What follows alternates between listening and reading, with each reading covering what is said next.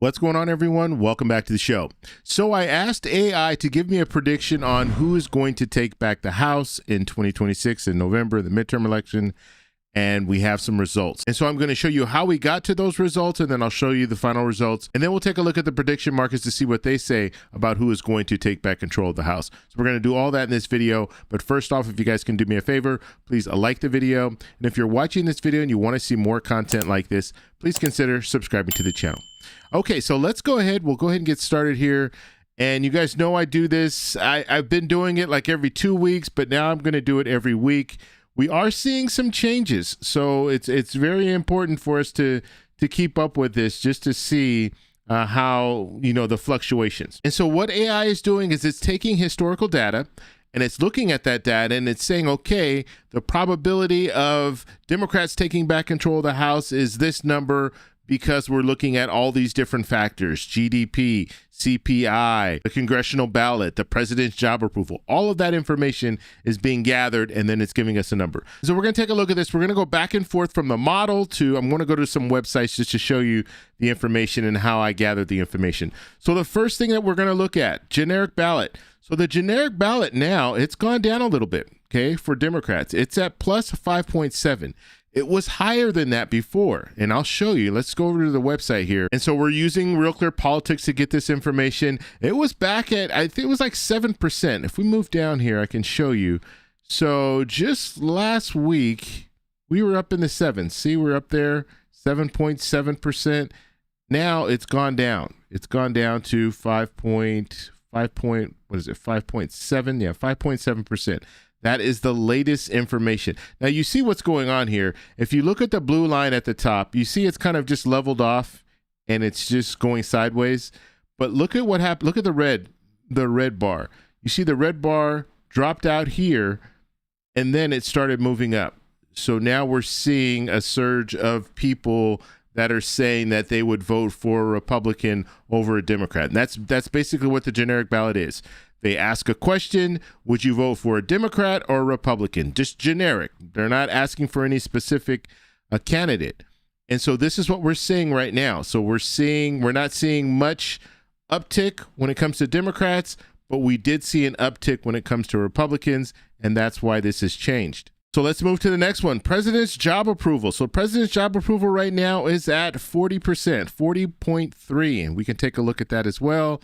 We're using Ballotpedia to get that information, and here is the information here. And so you see it's pretty much stayed around the same. It might drop a little bit, it will go up. I think it went down to 39%, then goes back up to 40%, maybe 41%. But it's really, I mean, it's pretty much at that level. It's not going, we're not seeing it go up higher. The president's job approval is not hitting 45% or higher. And so remember, when we're talking about approval, that means that 40% approve, but 60% disapprove. Okay, so that's what we're looking at there. Okay, let's go ahead and take a look at the macroeconomics. So when we're looking at GDP is at 1.6%. CPI is at 4.2%. That has gone up. Unemployment is at 4.3%. Okay, and then there's the calculation here to come up with the numbers. Let's move down and look at special elections. When it comes to special elections, it's pretty much stayed about the same, plus 4.5 for Democrats. Democrats are outperforming Republicans, and that's why this number is what it is.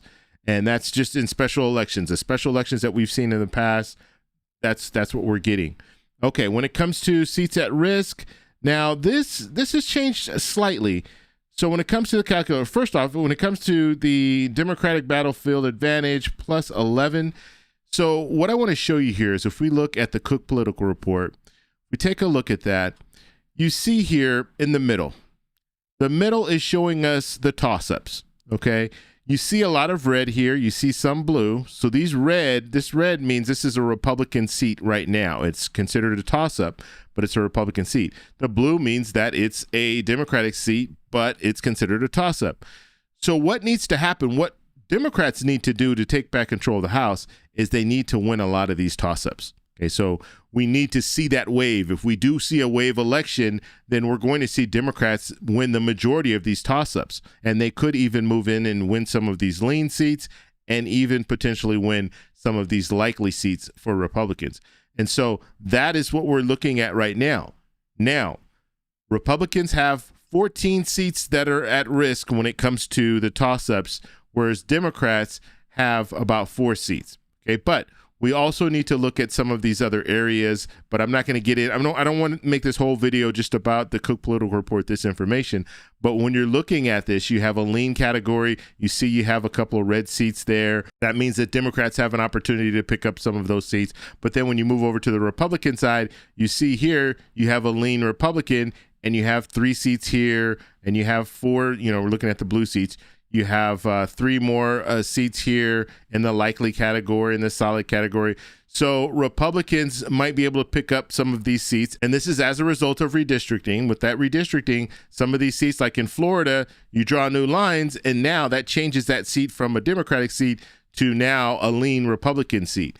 So we'll have to see how that plays out. But in a wave election, as I stated, in a wave election, if we are to see a wave election and Democrats are able to win a lot of seats, they are probably going to be able to defend some of these seats that are in the lean category. And they might even be able to defend some of these seats that are unlikely, and they could win some other seats. Because remember, when you redistrict, you're going to dilute one district to try to move more, more votes for Republicans. Let's say if it's a Republican, they draw new lines, and let's just say Florida, like we're talking about here, you have to dilute one district. So take more Republicans from one district, put them in a new district, a Democratic district, to try to win that district. But now you have 2 districts that could potentially be vulnerable. So that's what's going on there. And so seats at risk is at 11. So those are the categories. So that's the historical data that AI has put together. Now, this is the number that it's giving us. It's giving us an environment score. Now, I had to change this because before, when I just had this as the only score, it was showing, like, just for an example, in this situation, it would say that Democrats stand to gain 72 seats. That is not possible because when you look at the map, it's, if we go back to the Cook Political Report, and I'll show you here, it's not possible for Democrats to win all of these solid seats in the Republican category, okay? It's not possible because in the likely category, Republican seats right now, as it stands, you have 14 Republican seats and 3 Democratic seats. Okay, so that's a total of 17 seats. And then when you move to the lean, you have 3 Democratic seats and 2 Republican seats. And so you don't have anywhere near 70 seats to pick up for Democrats. So you have to move to the solid, and that's where Democrats would be winning a lot of those seats. Realistically, that's just it's not going to happen. We already know that. Some of these solid Republican seats are going to be solid Republican seats no matter what happens. We could see a blue tsunami, and you're still going to have Republicans winning in these solid Republican seats. Not all of them. They might lose some of them, a few of them, but we're not going to be looking at the number around 70. And so that is why I had to make an adjustment, and I made that adjustment in the last video that I did, where I said, okay, you need to start factoring in the redistricting, and then you need to factor in the probability of Democrats really being able to pick up 70 seats. You have to look at how many seats are really available. And so that is what the model's doing now. So when we're looking at the realistic seat projection, we're looking at a contained wave would be Democrats picking up plus 12 to plus 18.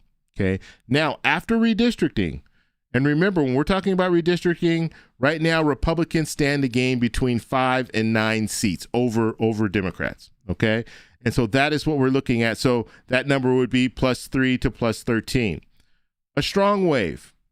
Strong wave would mean that Democrats, this is before redistricting, Democrats would pick up between 19 and 28 seats. And when you add the redistricting, it would be Democrats pick up between 10 and 23 seats. And then if the wave breaks open, if we're talking about a huge wave, a big tsunami, then before would be Democrats picking up plus 29 to plus 38. And then after redistricting, it would be plus 20 to plus 33. And so that is what we're getting here. Now, AI gives us a final takeaway. And what they're saying is, this is what we think. When we're forecasting this is what we think is going to happen. And what they're saying is they're taking that middle, so that solid wave, and they're saying that Democrats should be able to pick up between 10 and 23 seats. Okay, and then on the high end, if we do see that tsunami, it's going to be between 20 and 33 seats. Now, remember, this is after redistricting. This is, putting that, adding that to this. And so if Democrats pick up between 10 and 23 seats, then we're looking at Democrats taking back control of the House, because all they need to do is net 3 seats.